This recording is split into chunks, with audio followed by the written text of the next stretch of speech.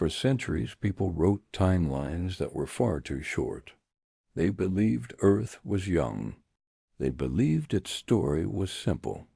Then fossils appeared in mountains.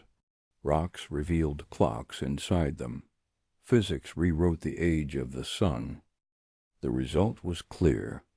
Earth is far older than anyone imagined. This is how we learned the real age of our planet. You know, the single most mind-bending number in science, for me, isn't something like the speed of light. It's not the distance to a galaxy. It's the accepted age of our own planet. 4.5 billion years. It's an astronomical difference, isn't it? It really is. We just say that number so casually now. Yeah. But for centuries, humanity believed the Earth was, what, just a few thousand years old? Oh, absolutely. I mean, if you compress that entire 4.5 billion year timeline into a single calendar year, all of recorded human history happens in the last minute of December 31st. That's incredible. And that staggering shift, that jump from 6,000 years to 4.5 billion, that's really the core mission of this deep dive. Right. We want to trace that detective story. Yeah. How did we, as a species, go from counting generations in an ancient text to measuring atomic decay inside a rock? It's a story of conflict, genius, and a monumental scientific revolution. It really is. And we should probably start at the finish line, just to frame it. The current consensus is 4.5 billion years, and that number aligns almost perfectly with the age of the sun, with all the other planets. So it suggests this single, coherent origin story. Exactly. But getting to that consensus, wow, the natural sciences had to fight for every single century of that timeline. So let's start at the very beginning, in the, let's call it the pre-scientific era, a time when the idea of deep time, millions or billions of years, was literally described as not comprehensible. It was. You couldn't grasp it. So if you can't grasp it, you look for certainty somewhere else. And that certainty came from Scripture. For centuries, yes. The Bible was the authoritative document for cosmology, history, and crucially for us, chronology. The method wasn't digging in the dirt. It was meticulous accounting. And the man who really cemented this timeline was Bishop Ussher, an Anglican bishop in Great Britain. Right, over 300 years ago. And he took on this, massive task of calculating the exact date of creation using the genealogical timelines in the Bible, starting right at Genesis. And you have to appreciate the detail here. He didn't just guess a rough era. Yeah. He tracked the generations meticulously. He used the stated lifespans and, this is the key part, the ages at which the pioneers of humanity fathered their sons. So he starts simply. Adam lived 130 years and then fathered Seth. Then Seth lived 105 years before he fathered a son, and you just keep going. It's not just counting how long Adam lived, but how many years passed between creation and the next generation. He combined all that with the established chronologies of the judges and the kings of ancient Israel. It was a really sophisticated piece of scholarship for its time. And when he did the final tally, it wasn't a general time frame. It was shockingly precise. Oh, incredibly precise. Yep. He calculated that the Earth was created on Sunday, October 23rd, 4004 BC. He even knew the time of day, didn't he? He said it happened in the evening. So from our perspective, that makes the Earth just about 6,000 years old. And that number, it became the intellectual anchor for the entire world for generations. But almost immediately, right as Ussher's date was being accepted, nature started presenting evidence that it just didn't fit. Scientists started to put the books down and ask, how did it really happen? And the most stunning evidence came from what you could call geological anomalies.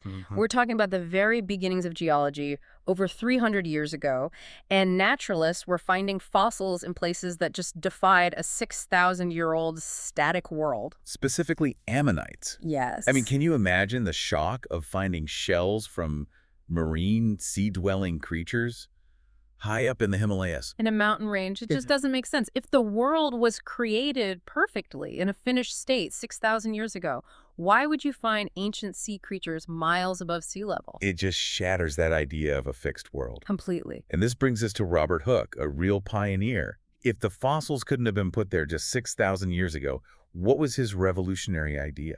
Hooke was maybe the first to really grasp that the Earth's crust wasn't static. He theorized that these marine fossils, They must have once been at the bottom of the sea. So something had to move them. Something massive. He proposed these huge dynamic processes, uplift, folding, all these internal geological forces had to be responsible for thrusting that seabed thousands of feet up into a mountain range. That's a colossal leap in thinking. He didn't just see a shell on a mountain, he saw a moving earth. Exactly. And that movement, the process of raising a seabed into the Himalayas, that can't happen in a few days. Or even a few years. It must take an immense amount of time. Hooke immediately introduced the concept of geological time, a time scale so much greater than what the Bible allowed. He provided the framework for deep time, even without the tools to measure it yet. He moved the debate from theology to just observation. That's the key. Okay, so by the 19th century, geologists are ready to actually start putting numbers to these observations. They start treating the Earth as a purely scientific object, and they adopt this foundational idea.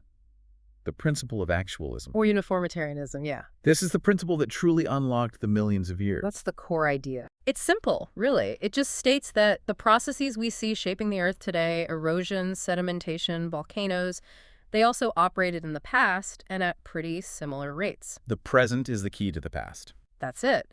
So if you accept that the rules of geology haven't changed, you can start applying some simple math to things you see in the world. And this is where they move from just saying a long time to calculating actual minimum time frames. Precisely. They focused on processes that left a measurable trace. Take a river cutting into bedrock. You can measure very carefully that a stream might wear down its channel at a rate of, say, 0.5 millimeter a year. Okay, 0.5 millimeter per year. Very slow. Very slow. So if it takes 2 years to erode 1 single millimeter, it takes 2,000 years to erode just 1 meter. 2,000 years for 1 meter. Now look at something like the Grand Canyon, which is a mile deep in places. Even if you assume it was sometimes faster, you're suddenly not talking about thousands of years anymore. You're talking about hundreds of thousands, maybe millions of years. Just for that one feature, the scale just starts to explode. It does. And when geologists like Charles Lyell started putting these ideas together with biologists, especially after Darwin published his theory of evolution. Right, in the mid-19th century. Suddenly, millions of years weren't even enough. They started demanding billions of years to account for the slow development of complex life and the massive geological shifts. The demand became billions. But this is where we hit the most dramatic scientific crisis of the 19th century. The physicists rejected the geologists' and biologists' request outright. It was an intellectual war fought across different fields. Wait, so the geologists are saying our rocks and our fossils prove we need billions of years for the world to look like this. Yes. And the physicists who deal with energy and time just said, nope, impossible. That's it, exactly. What was the roadblock? What was the problem? It was all rooted in their understanding of energy. Everyone agreed the sun was the ultimate power source. But in the 19th century, physicists could not imagine an energy source that could keep the sun burning for billions of years. Right, they didn't have nuclear physics yet. They didn't. The only known energy source the sun could possibly use, according to the physics of the time, was gravitational contraction. What does that mean? The idea was that the sun was slowly shrinking under its own gravity and that gravitational energy was being converted into heat and light. And that model, which was championed by Lord Kelvin, gave a hard number. It did. Based on the rate of heat radiation, Kelvin calculated that the sun could only sustain its output for about 20 to 30 million years. 30 million, that's it. That's it. Before it would shrink too much and become too dim to sustain life here. 30 million years is a lot more than 6,000. But like you said, the geologists and biologists were asking for 1 billion. That's a huge gulf. A massive gulf. The offer was just too meager for the demand. So you have this immense tension. Immense. The geologists were using observation and math, pointing to this vast timeline they needed. And the physicists were using fundamental laws of thermodynamics and gravity to prove that the energy budget just didn't exist for that timeline. And the crazy thing is, they were both right based on the knowledge they had at the time. They were both correct. It was a genuine impasse. It sounds like the natural sciences just hit a wall. Geology demanded deep time. Physics proved it couldn't exist. So what was the breakthrough that finally solved it? The resolution came from understanding the very, very small, the atomic nucleus. Wow. It required realizing that matter itself held these energy reserves that were vastly greater than anything from gravity or chemistry. The nuclear breakthrough. Exactly. Scientists realized that stars weren't just giant piles of shrinking matter, they were colossal nuclear fusion reactors. So they make their own energy. The fusion of hydrogen into helium releases this incredible amount of energy that lets a star, like our sun, shine for billions of years without changing much at all. That must have been the moment. The 30-million-year barrier just evaporated. Instantly.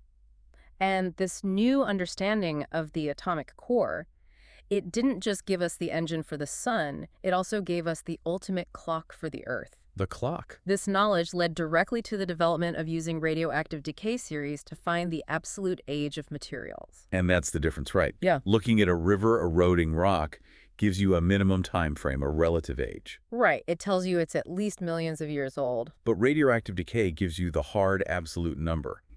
How does that work fundamentally? Well, when certain unstable elements, or isotopes, get trapped in a rock when it forms, they decay into stable elements at a known constant rate. It's called a half-life. Okay.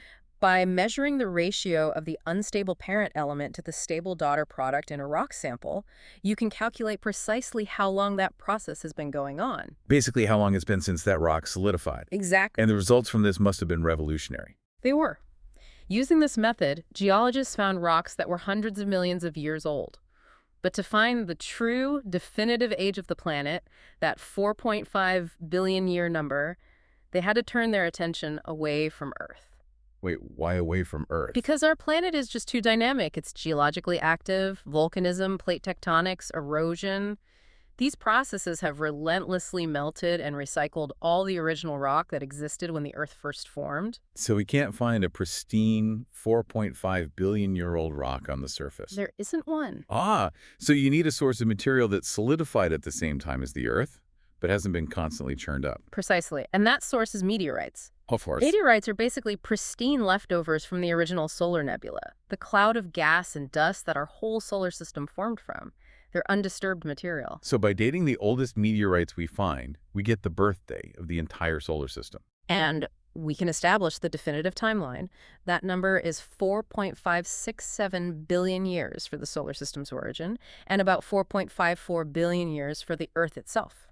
The natural sciences finally confirmed a timeline that provided, as some said at the time, much more time for creation than anyone could have imagined. What a stunning journey. I mean, we went from calculating age based on Adam's lifespan, 130 years, to calculating it based on the fusion inside stars and the decay rate of uranium atoms. And what's so fascinating is that it wasn't just one field, settling this one question, how old is our world?